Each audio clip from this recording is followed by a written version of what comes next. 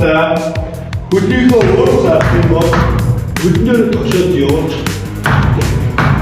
Тийм учраас хөлийн хажуу болон урд хэсэг